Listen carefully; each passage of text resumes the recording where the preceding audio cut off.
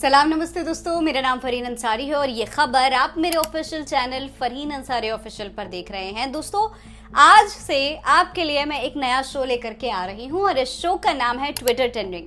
हर रोज Twitter पर क्या trend कर रहा है, क्या चल रहा है, जनता क्या कह रही है, किस बारे में चर्चा हो रही है, सब कुछ यहां पर हम आपको बताएंगे, क्योंकि खबरों से अपडेट रहना आज के जमाने में आपके लिए बेहद जरूरी है। गोदी मीडिया कई ऐसी खबरें हैं जो शायद आपको ना दिखाता हो, लेकिन वो सारी खबरें हम यहां अपने इस प्लेटफॉर्म पर आपको जरूर दिखाएंगे। तो आज ट्विटर पर क्या ट्रेंडिंग है, लोग किसके बारे में चर्चा कर रहे हैं, लोग क्या कह रहे हैं, आज इस पर जरा गौर करिए। दोस्तों, ट्विटर पर जब हमने नजर डाली तो हमने देखा कि राहुल गांधी ने जो भयंकर खुलासा किया है, उसके बाद वोट चोरी एक्सपोज्ड ट्विटर पर ट्रेंड कर रहा है। दूसरे नंबर पर पिछले 2 दिन से वोट चोरी एक्सपोज्ड ट्रेंड कर रहा है। दोस्तों, लोग इसके बारे में चर्चा कर रहे हैं, अपनी राय दे रहे हैं। दोस्तों, मैं आपको बताऊं कि राहुल गांधी ने आज से करीब 2 दिन पहले आपने देखा होगा कि बाकायदा लाइव वो आए और उन्होंने सारे दस्तावेज दिखाए, पूरा प्रोसेस बताया कि किस तरीके से वोट चोरी का गंदा खेल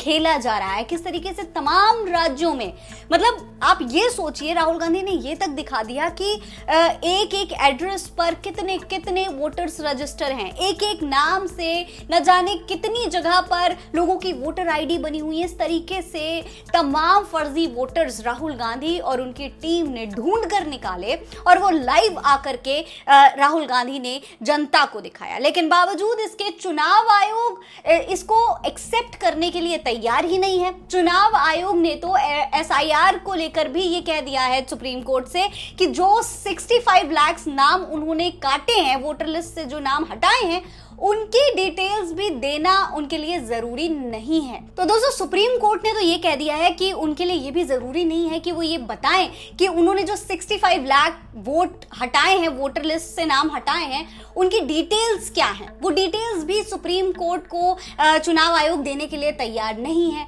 अब इस पूरे मामले पर जनता क्या कह रही है, राहुल गांधी के इस एक्सपोजर पर, वोट चोरी एक्सपोजर पर, जो सोशल मीडिया पर पिछले 2 दिन से ट्रेंड कर रहा है, उस पर जनता ने क्या कुछ लिखा है, क्या क्या खुलासे जनता खुद कर रही है, कैसे जनता इस सच्चाई को दिखा रही है, वो आपको देखना चाहिए। देखिए, बाकायदा वोट चोरी को सपोर्ट करने के लिए कांग्रेस ने एक पोस्टर जारी किया है, जिसमें तमाम लोग अपने पोस्टर्स अपने नाम के साथ लिख करके जारी कर रहे हैं, जिसमें वो ये दिखा रहे हैं कि वो राहुल गांधी के वोट चोरी एक्सपोजर का समर्थन कर रहे हैं। जैसे कि कांग्रेस के सीनियर नेता इमरान प्रतापगढ़ी ने भी ये पोस्टर है, इस पर अपने नाम के साथ दस्तखत किया है। मैं इमरान प्रतापगढ़ी वोट चोरी के खिलाफ हूं। मैं राहुल गांधी के चुनाव आयोग से डिजिटल वोटर लिस्ट की मांग का समर्थन करता हूं। यानी कि राहुल गांधी जो चुनाव आयोग से डिजिटल वोटर लिस्ट मांग रहे हैं, डिजिटल वोटर लिस्ट जारी करने की बात कह रहे हैं, उसका इमरान प्रतापगढ़ी समर्थन कर रहे हैं और उसके लिए उन्होंने बाकायदा ये पोस्टर शेयर किया है। और साथ ही में उन्होंने लिखा है कि जमहूरियत बचाने के लिए वोटों की डकैती के खिलाफ इस जंग में आइए, राहुल गांधी का साथ दीजिए। अगर चाहते हैं कि जमहूरी निजाम आईने की तरह साफ सुथरा देखे तो राहुल गांधी जी के साथ इस मुहिम से जरूर जुड़िए। इसके अलावा एक लिंक भी दी गई है जहां पर लोग खुद अपना एक इस तरीके का पोस्टर रजिस्टर कर सकते हैं, सर्टिफाई कर सकते हैं कि वो राहुल गांधी का समर्थन कर रहे हैं। इसके अलावा दोस्तों, सीनियर पत्रकार रवीश कुमार हैं जो लगातार इस मुद्दे पर आवाज उठा रहे हैं। देखिए, रवीश कुमार ने लिखा है कि जब से राहुल गांधी ने पर्दाफाश किया है, तब से एक तर्क चल रहा है कि एसआईआर होना चाहिए। एसआईआर तो हो ही रहा है। चंद्रबाबू नायडू ने आयोग को लिख कर दिया है कि जहां चुनाव हो रहा है वहां 6 महीने पहले एसआईआर ना हो, 1-2 साल का समय आगे और ठीक से हो। बिहार की खबर यही कह रही है कि आयोग जल्दबाजी में एसआईआर करने योग्य नहीं है। कम समय में करने से इतनी धांधली मिल रही है। एसआईआर का काम था धांधली खत्म करना, लेकिन खुद में धांधली हो रही है। अगर एसआईआर का मतलब ये ठीक करना है कि एक मकान में 250 वोटर कैसे रह रहे हैं, लेकिन यहां तो एसआईआर के बाद से ये सब निकल रहा है। तो दोस्तों, रवीश कुमार सीधे ये कह रहे हैं कि भाई आपको एसआईआर करना था तो आप करते, लेकिन उसके लिए समय लेते। चुनाव से ठीक पहले करने की क्या जरूरत थी? भाई चुनाव आयोग की जिम्मेदारी ये थी, वो एसआईआर इसलिए कर रहे थे ताकि किसी तरीके की धांधली ना हो। लेकिन जब खुद बार बार धांधली की खबरें बार बार निकल करके सामने आ रही है, तो आखिर ऐसा करने का फायदा ही क्या है? तो दोस्तों इसके अलावा सूर्य प्रताप सिंह आईएएस, जो रिटायर्ड आईएएस हैं, वो भी अब दोस्तों अब तक प्रधानमंत्री नरेंद्र मोदी के समर्थन में तगड़े ट्वीट किया करते थे और आज खुद वो इस पूरे मामले पर सवाल उठाने के लिए मजबूर हैं। लिखते हैं कि फिर से एक सेशन लाओ, लोकतंत्र बचाओ। जिसने वोट चोरों को कांपना सिखाया, मैं उनके साथ काम कर रहा हूं, वो तेवर अपनी आंखों से देखे हैं। वोट चोरी, तो इस तरीके से लगातार सवाल उठाए जा रहे हैं, कई खुलासे हो रहे हैं। दोस्तों इसके अलावा मैथ्स टीचर अभिनय सर, जो कि कुछ समय पहले आपने देखा होगा कि एसएससी के एग्जाम को लेकर प्रदर्शन कर रहे थे, वो भी अब इस पूरे मामले पर ट्वीट कर रहे हैं विपक्ष के समर्थन में। लिखते हैं कि अब तक हम मानते थे कि सिर्फ परीक्षा प्रणाली में ही भ्रष्टाचार, सीटें बिकती हैं, नकल होती है और युवाओं के भविष्य से खिलवाड़ होता है।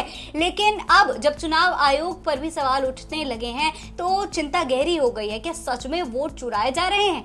जिम्मेदार संस्थाएं पारदर्शिता क्यों नहीं ला रही? अगर मतदाता का विश्वास टूट गया तो लोकतंत्र का क्या रह जाएगा? क्या यह मताधिकार का हनन और जनता के भरोसे के साथ धोखा नहीं है?